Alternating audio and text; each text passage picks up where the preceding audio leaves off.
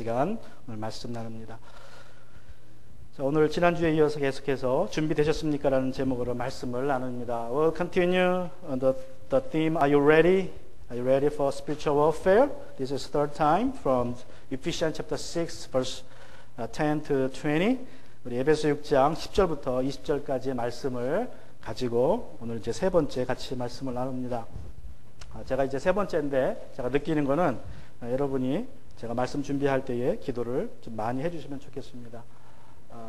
For the past 3 weeks, I felt that I should ask you to pray for me because I'm preparing for the sermons about spiritual warfare. 제가 한 10년 넘게 이제 목회를 하면서 담임 목사로서 느끼는 것은 사탄이 이렇게 별로 좋아하지 않는 설교 주제들이 있습니다. 제가 굉장히 힘들어요. 그때는. From my experience of more than 10 years of pastor, as a senior pastor, I realized that some themes Satan doesn't like to hear, doesn't want me to preach well. One of the themes is about his crucifixion, his death and resurrection and salvation. 그 중에 한 가지가 예수님의 그 죽음에 대해서, 십자가의 죽음에 대해서, 구속에 대해서, 부활에 대해서 설교하는 것이 쉬운 것 같은데 굉장히 어려워요. 그래서 마음에 부담이 되고 굉장히 힘들 때가 있습니다. 그리고 이번에 또 느낀 것이 이렇게 영적인 전쟁에 대해서 설교할 때가 쉽지 않습니다. And this time I realized that, preaching about spiritual warfare, spiritual battles is another subject that hard to deal with for me.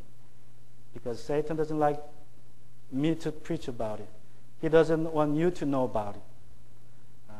여러분, 사단의 이름이 뭐죠? 사단의 이름의 뜻은 사단은 거지사비라 그러죠. 거지사비. In the Bible, the Satan is, named as a father of lies. He is a deceiver. 사단은 속이는 자고, 사단은 거지사비입니다. 그래서 우리를 속이기 원하고, 그래서 우리가 영적인 전쟁에 대해서 모르기는 합니다. Since he's a deceiver, he wants to deceive us into that we do not know much about spiritual battle and salvation.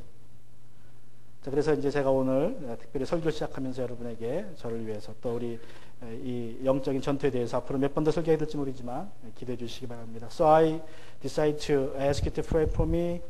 I don't know how many times I will go on this subject, but I will probably deal with it one or twice more.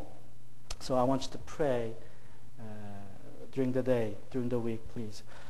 자, 그래서 여러분 주간에 기도해 주시면 감사하겠습니다. 지난주에 우리가 세 가지를 나누었습니다. 모든 사람들은 다 그리스도의 뭐다?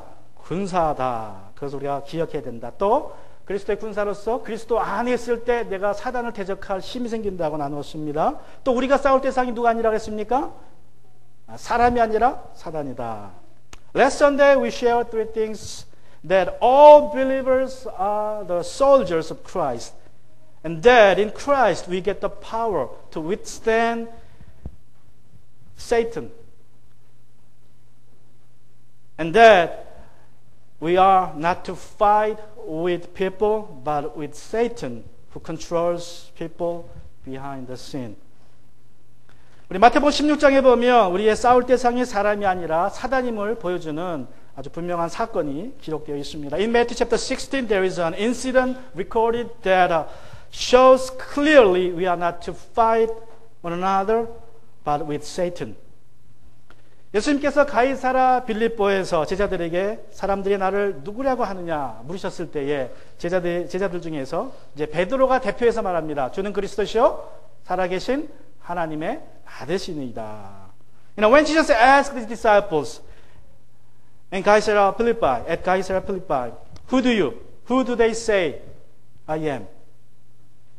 Peter, as the representative of his disciples, replied, "You are the Christ and Son of the living God."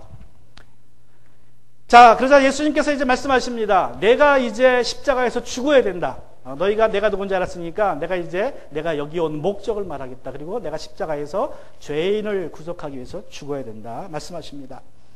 To this confession, Jesus was happy about it because they have the knowledge that who I am And he was about to reveal why he was on earth, why he came to us. And he's saying, I must die on the cross to save people from sin. 그때 베드로가 예수님께 이렇게 했습니다. Hearing what Jesus had said, this is what Peter did to Jesus. 마태복음 16장 22절입니다. Matthew chapter 16 verse 22. 이에 베드로가 예수를 붙들고 주님 안 됩니다. 절대로 이런 일이 주님께 일어나서는 안 됩니다. 하고 말하면서 예수님께 뭐 했다? 대들었다. 제자가 예수님께 대들었습니다. The verse says, and Peter took him aside and began to rebuke him. Can you imagine that? The disciple Peter start rebuking his master Jesus, saying, far be it from you, Lord. It shall never happen to you. 여러분, 베드로가 예수님께 대들었습니다. 십자가에서 죽으시면 안 된다는 것입니다. 사랑하는 제자가 스승이 죽겠다는데 말리는 건 당연하다고 우리가 생각할 수 있습니다. 그죠? 그건 뭐 당연하다고 생각하지만, 그러나 예수님께서는 어떻게 하십니까? He rebuked Jesus that he should not go the way of cross. He should not die. It is very natural and understandable for him as a disciple, one of the beloved disciples by Jesus, saying, you shouldn't die. He concerned about Jesus. But as a matter of fact, Peter was opposing the plan of God, God's way to save us. 베드로는 자기 생각에는 사랑의 마음으로 예수님 죽으시면 안 됩니다라고 말했지만 사실상은 하나님의 구원의 계획을 정면으로 반대한 것입니다. 그래서 예수님이 이에 대해서 뭐라고 말씀하십니까? And what did Jesus say to Peter? Let's go to the next verse, 23. 우리 23절을 보시면, 그러나 예수께서는 돌아서서 베드로에게 말씀하셨다. 자, 베드로에게 말씀하시는데 베드로한테 어떻게 부릅니까? 사단아, 내 뒤로 물러가라. 너는 나에게 걸림돌이다. 너는 하나님의 일을 생각하지 않고 사람의 일만 생각하는구나. Verse 33, it said, but he turned it and said to Peter, he said, get behind me. Who? Peter? No, Satan. He said, Satan, you are a hindrance to me, for you are not setting your mind on the things of God, but on the things of man. Jesus cried out to Satan, but to Peter, but in fact to Satan, get behind me. 예수님은 베드로를 향하여서 외치셨지만 실상은 누구에게 외친 것입니까? 사단에게 외친 것입니다. 예수님은 베드로를 향하여서 싸우신 것이 아니라 사단과 싸우셨습니다. Jesus didn't fight against Peter, his disciple, but against Satan, who was behind him. 우리 에베소 6장 11절을 말씀합니다. 악마의 관계에 맞설 수 있도록. Ephesians chapter 6 verse 11 from our today's scripture, it is said, you may be able to stand against the schemes of the devil, schemes of the Satan. Devil and Satan is the same name. So, when I use the devil or Satan, just take it as the same thing, same being. 여러분, 사단이나 악마나 같은 이름입니다. 그래서 제가 악마라고 하든 사단이라고 하든 그냥 똑같이 이해하시면 됩니다. 여러분, 악마의 사단의 간교한 계략 중에 하나는 우리가 서로 으르렁대며 싸우다가 망하게 하는 것입니다. 부부가 서로 싸우게 하고 부모 자녀가 서로 싸우게 하고 직장 상사와도 싸우게 합니다. 우리의 모든 관계가 사랑의 관계에서 다툼의 관계로 만드는 것이 사단의 관계라는 것을 여러분 기억하셔야 됩니다. Now, one of the schemes of Satan is that he makes us fight one another to death. Husband against wife, parents against children, employees against boss. The Satan's scheme is to turn our relationships, peaceful relationships, into struggling ones. 에베소 5장 21절에서 6장 9절에 사도 바울은 서로 순종하는 관계에서 말씀을 했습니다. 바로 앞에 구절이죠. 우리가 서로 순종하면 성령 충만하면 순종할 것이고 또 순종할 때 성령 충만할 것이라고 말씀합니다. 그런데 여러분, 우리가 서로 이 순종하는 아름다운 관계에 있으면 어떤 혜택이 우리에게 주어집니까? 우리 심리학자들이 말하기를 우리가 느끼는 행복의 90%는 여러분 관계에서 느껴진다는 거예요. 돈이 아닙니다. 여러분, 관계에서 행복이 느껴진다는 게 90%가. In Ephesians chapter 5, 21 to 69, just previous passages to today's passage, Paul, the apostle, talk about a relationship of obeying one another. If we are spirit-filled, we will obey one another, and we obey one another, then we will be spirit-filled. That's the theme of the passage. What's the benefit when we have peaceful relationship and obeying relationship one another? What is the benefit? Psychologists insist that 90% of our happiness comes from relationships. Not anything else, not from money, not from anything else. It's from your relationship. That's, having a peaceful, loving relationship is the key to your happiness. 그러나 이것을 잘하는 사탄은 우리로 서로 조종해서 싸우게 합니다. 그래서 행복의 잔인 이 관계를 영적 전투의 장으로 만듭니다. Knowing this well, however, Satan tries to control us into fight, to turn peaceful relationships, obeying relationships, the ground for happiness into battlefields. 자, 그러면 사탄이 어떻게 사람을 조종합니까? Then how does Satan control people for his good? 견고한 진을 통해서라고 성경은 분명하게 말씀합니다. It's through strongholds, the Bible says. Corinthians chapter 10, verse 4, this is the only verse, however, about a stronghold. It is said, for the weapons of our warfare are not of the flesh, but have divine power to destroy strongholds. 우리 고린도후서 10장 4절에 보시면 우리 성경에 유일하게 견고한 요새 또는 진에 대해서 언급하고 있는 구절인데 이렇게 말씀합니다. 싸움에 쓰는 우리의 무기는 우리 육체의 무기가 아니라 하나님 앞에서 견고한 요새라도 무너뜨리는 강력한 무기입니다. 견고한 요새에 대해서 말씀하고 있습니다. 무엇이 견고한 요새입니까? What is a stronghold? 여러분, 옛날에는 한 나라가 다른 나라를 지배할 때에 이 전략적인 지역에 요새를 세웁니다. 쉽게 얘기하면 성을 세워요. 그래서 그 성에서 그 나라를 지배합니다. 또는 반대로 어떤 나라가 쳐들어오면 그 사람들은 성을 쌓고 요새를 쌓고 그 안에서 이제 그 쳐들어온 나라 사람들과 싸웁니다. 성은 요새니까 사람들이 쉽게 공격을 못하죠. 그래서 방어하거나 또는 공격할 때에 싸웁니다. 다스릴 때도 요새를 통해서 싸웁니다. What is a stronghold? In all times, a nation ruled other nation through strongholds. They built strongholds in foreign land, occupying land. And conversely, a native people who build strongholds to resist against a invading power. 우리 고린도후서 10장 4절에서 견고한 요새는 우리 믿는 자 안에서 있는 요새로서 하나님의 통치를 거부하는 요새를 의미합니다. The stronghold described in 2 Corinthians chapter 10:4 is one that is built in believers to resist the reign of God, the rule of God. 여러분, 우리는 본래 믿기 전에는 다 누구의 통치 아래 있었습니까? 우리는 다 사단의 통치 아래 있었습니다.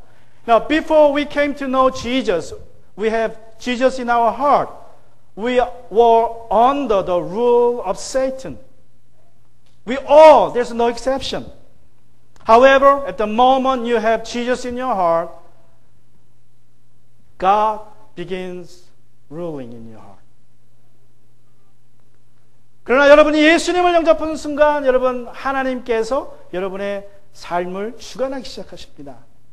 그런데 내 삶 속에 그 하나님의 통치를 거부하는 곳이 있는데 그것이 바로 견고한 진이라는 것입니다. However, in our lives there are some points or areas of our life that resist the rule of God.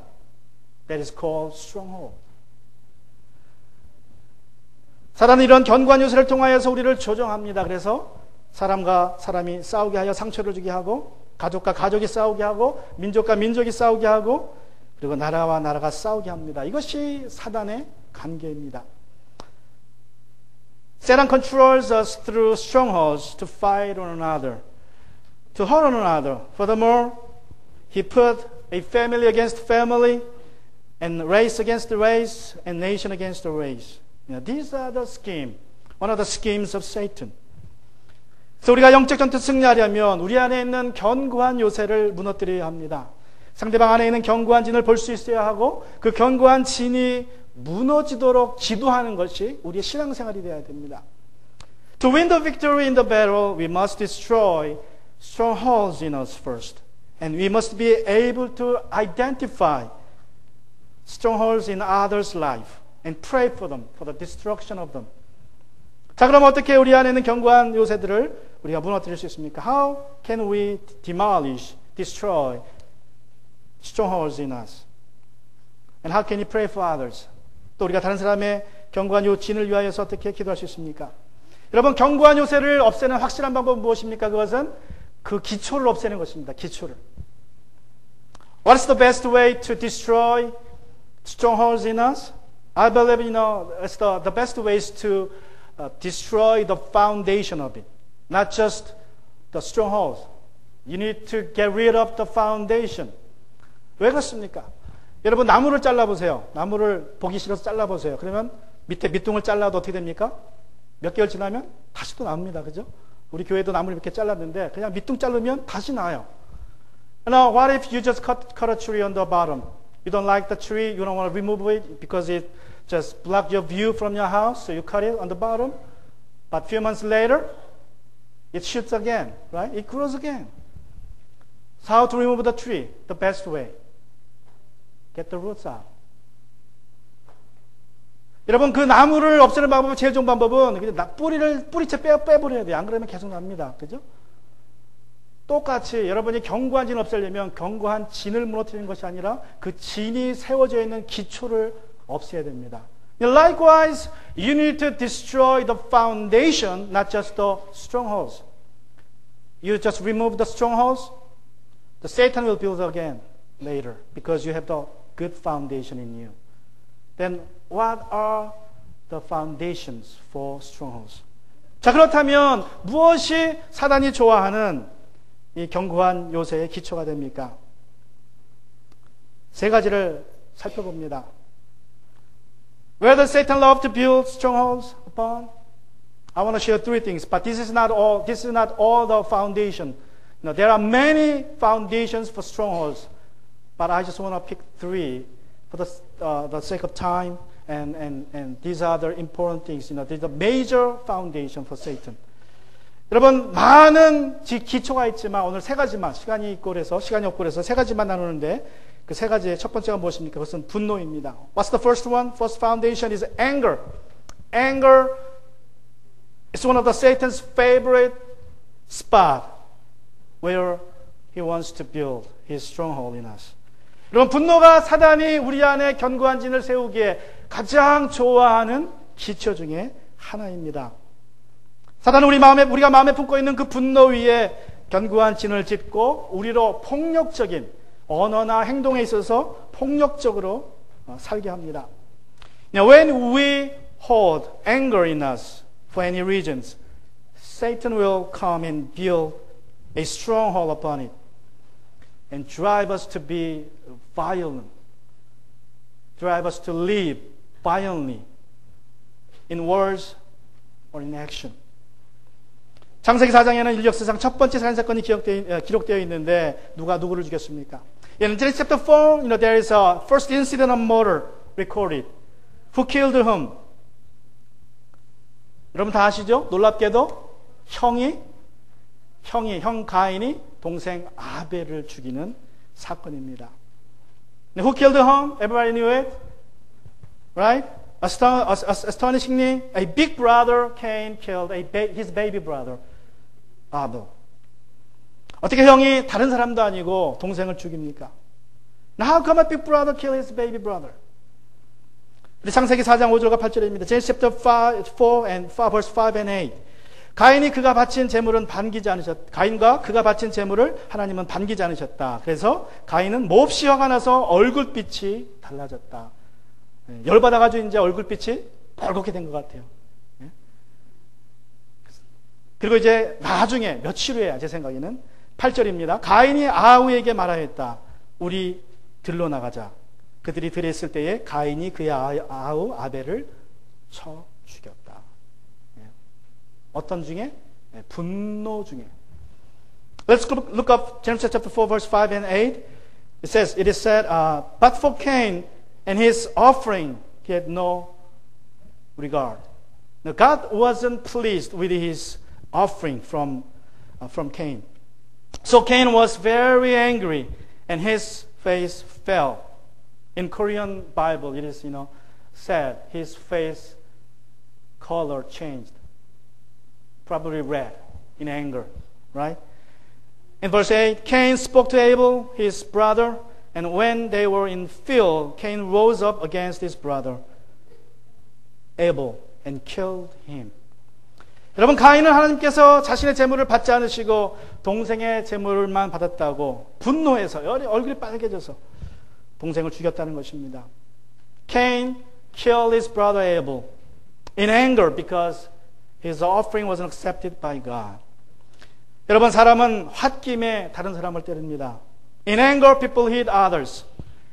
홧김에 뭐 합니까? 또 이혼도 하죠. 그죠? 홧김에. 또 홧김에 뭐 합니까? 그냥 회사 그만둡니다. 그냥 때려친다 그러고 그냥 관둡니다. 홧김에 사람을 죽이기까지 합니다. In anger, a husband and a wife get divorced. In anger, a father quits his job. In anger, a man hit others to kill. 여러분, 화를 내는 것은 죄가 아닙니다. Being angry is not a sin. 에베소서 4장 26절에 보시면 화를 내더라도 라고 말씀합니다. 화를 내더라도. 영어 성경 보면 be angry 라고 표현해서 be angry, 커맨드죠. 명령입니다. be angry. 화가 나면 화가 날 때는 화를 내라는 거예요. Just be angry. 여러분, 분노라는 것은, 화라는 것은 하나님이 우리에게 주신 감정이니까 화난 일이 있으면 그냥 화를 내라는 것입니다. 그래서 화를 내는 것은 죄가 아니라는 거예요. Ephesians chapter 4 verse 26, be angry. It is said, be angry. When you are upset, somebody upsets you, then just be angry. That's what God commands us to be. Because, God created anger in us. It's one of the emotions He created. So, being angry, it's not a sin. However, God continues to say in verse 26 like this, and do not sin.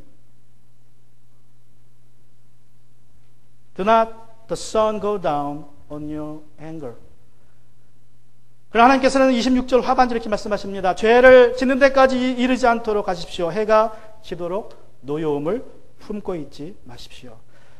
왜 노여움을 오래 품고 있지 말아야 합니까? Why should we resolve anger in our heart before the sun goes down? 사단 27절 보시면 이렇게 말씀합니다. 악마에게 틈을 주지 마십시오. 악마가 우리 안에 그 분노 위에 견고한 진을 쌓을 틈을 주지 않게 하여서 빨리 해가 넘기 전에 해결하는 것입니다. Verse 27 tells us that because we are giving an opportunity for Satan to build his stronghold in us on anger. So he said, and give no opportunity to the devil, to Satan, to build his stronghold in you. 여러분, 화날 때 어떻게 해야 됩니까? What should he do with anger? 세상은 참아야 한다고 말합니다. 그죠? 참아라. 참을인 세계면 살인도 면한다. 뭐 틀린 말은 아닙니다. What should he do with anger? The word tells us to just put it down, be patient. I think that's right. We should do that. Just be patient. However, we can't just be patient all the time for your life. 그러나 여러분 평생 동안 참고만 살 수 없어요. 왜 그래요? 분노라는 감정은요, 항상 에너지가 있습니다. Why we should not be patient forever for God? Because anger brings about powerful energy. The first sign of it makes your face red, hot, right? 여러분, 분노라는 것은 에너지입니다. 그래서 아주 감정 중에서도 가장 많은 에너지를 만들게 해요, 우리 안에서. 근데 그 에너지가 이제 막 생기면 얼굴이 빨개지죠? 뜨거워지죠? 근데 그거를 이제 잘못 따르면 말이나 행동으로 폭력적이 되는 것이에요. Anger brings about energy in you. When you do not deal with it in the right way, what happens?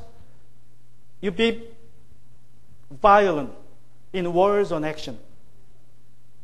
You hit somebody with words or action. Or if you don't do that, if you just keep it just down in you, what happens? The anger, energy will attack your body. 여러분이 안에 있는 그 분노를 그냥 가지고만 있으면 그냥 성격상 말도 못하고 가만히 있으면 어떻게 돼요? 그 앵거가 분노가 여러분 몸을 공격하죠. 그래서 병이 됩니다. 그럼 우리를 뭐라 그래요? 우리는 그 병을 화병이라 그래요. 화병. 그걸 좀 의학적인 말로 스트레스성 병이라 그래요. If you just keep it down in your body, the anger, it becomes a cause for your any kind of sickness. When doctors calls it a stress disease, it means you have anger in you. It's just you're keeping it that way in your body.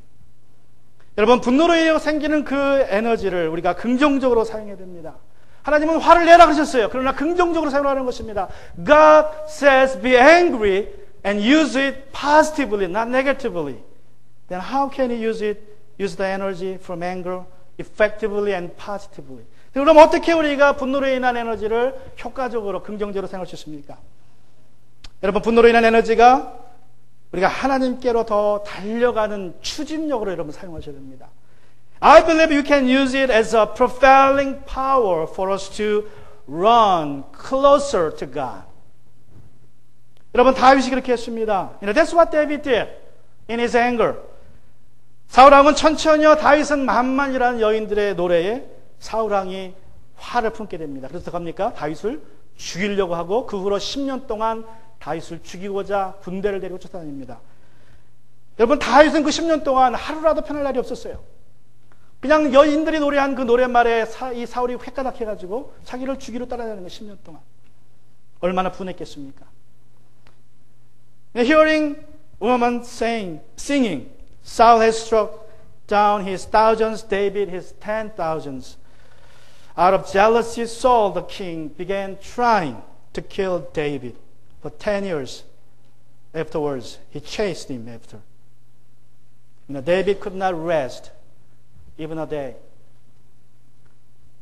What if you're David? You're being chased for 10 years, being by a king and with his soldiers.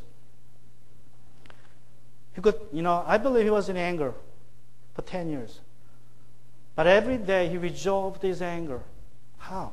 여러분, 다윗은 10년 동안 쫓겨다니면서 분노를 참을 수 없었지만 그 매일의 분노 속에서 그 분노를 가지고 오히려 긍정적으로 사용했습니다. 사단으로 하여금 그 분노 위에 견고한 요새를 짓지 못하게 틈을 주지 않았습니다. He didn't give any opportunity for Satan to build his stronghold on his anger. That's what David did. 여러분, 사단은 그 분노를 통하여서 하나님께 달려갑니다. 분할 때마다 하나님께 달려가서 어떻게 했습니까? 기도로 달려갔어요. 기도로. 그래서 그가 분할 때마다 쓰는 것이 시편 기도고 그 예 중에 하나가 시편 140편입니다. 다윗이 쫓겨다닐 때, 사울왕이 쫓겨다닐 때 그 분함을 기도로 씁니다. 그리고 하나님께 달려가는 것입니다.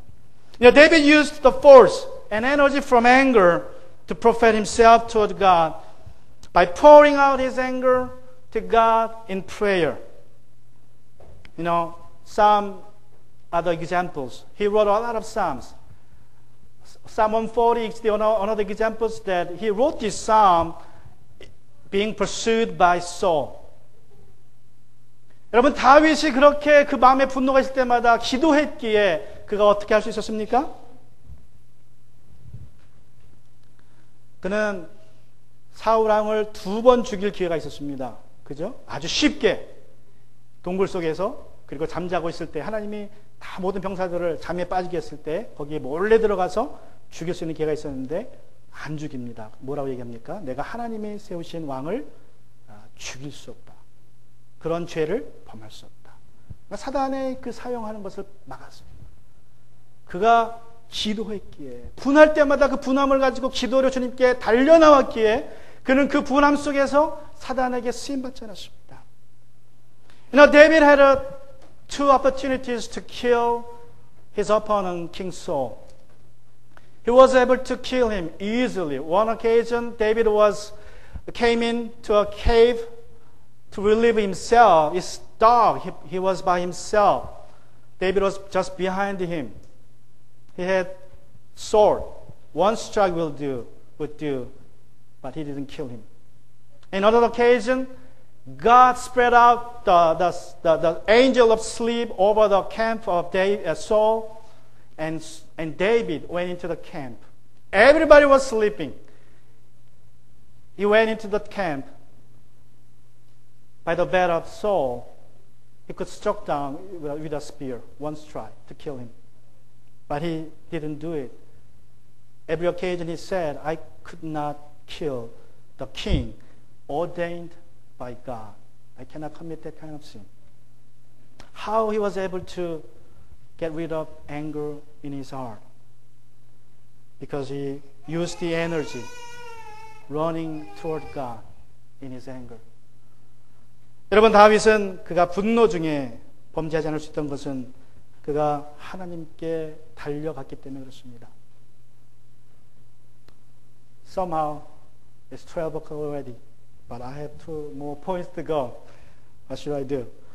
예, 벌써 12시입니다. 제가 이거 뭐 어떻게 될지 모르겠네요. I guess I better stop here today because it's very important to deal with about strongholds. So I want to go on next week. 예, 제가 어떻게 준비를 했는데 이게 막 설교를 줄인다고 줄였는데도 지금 포인트가 2개나 더 남았죠. 아마 여기서 오늘은 멈춰야 될 것 같습니다. 우리가 꼭 다뤄야 될 굉장히 중요한 주제입니다. 여러분, 영적 전쟁에서 승리하시려면 이 주제를 알고 있어야 됩니다. So I want to give you a last illustration as a conclusion of my sermon today. 여러분의 한 가지 이제 결론의 예화를 드린다면 이런 이야기를 제가 책에 썼습니다. This is what I read in a book as I prepare the sermon. 한 여인이 이제 직장에서 일을 하는데 이제 어느 날 상사가 사무실에 들어오더니 그러는 거예요. 내가 너 그리스도인인지 아는데 나 그리스도인들 되게 싫어한다. 저 밥맛이야. 내가 여기 있는 한 너는 결코 승진 못할 거야.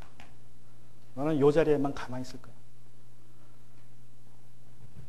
A lady, 그래서 이제 그 내용을 이 목사님한테 가서 이제 기도 부탁을 한 거예요, 이 여자가. A lady came to his pastor's office and said about what happened a few days ago. She said, my boss came into my office one day and said, I know you are Christian. I hate Christians. I will do my best. Put you here. You don't go anywhere here. Just in this place. No promotion at all. As long as I am here. So the lady came to his pastor and asked for advice. What to do? 그러자 목사님이 가만히 듣고 얘기합니다. 절대로 그 보스하고 당신의 보스하고는 싸우지 마십시오. 그러나 그 보스를 조종하는 사단하고 싸우십시오. 기도하십시오. 하나님께 맡기십시오. And the pastor said, this is what he said to his member. Don't fight against the boss. Just be nice. But fight against the Satan who is behind him. A week later, the lady came back. 그리고 한 주가 지나자 그 여자 성도가 다시 왔어요. 아주 웃는 얼굴로 왔습니다. She came into the office with bright face, smiling all over her face. 그러지 말하기를 목사님, 어제 제 보스가 잘렸습니다. 제 보스의 보스가 와가지고 그 사람 잘라버리고 나를 그 자리에 올렸습니다. She said, yesterday my boss came into his office and fired him and put me there in his place. 여러분 살면서 여러 가지 어려움이 있고 힘든 일이 있는 줄로 믿습니다. 여러분을 분노케 하는 일이 있는 줄 믿습니다. 사람과 싸우지 마시기 바랍니다. 그 사람을 조종하는 사단과 싸우시고 또 그 사람이 가지고 있는 그 견고한 진이 무너지고 그 견고한 진의 기초인 분노가 무너지도록 기도해 주는 여러분이 되시기 바랍니다. Now, let us not fight on another against people. Fight against Satan, who is behind the scene, and try to demolish the stronghold as well as the foundation, anger, on which the Satan has his stronghold. Let's bow our head. 같이 시간 고개를 숙이고 기도합니다.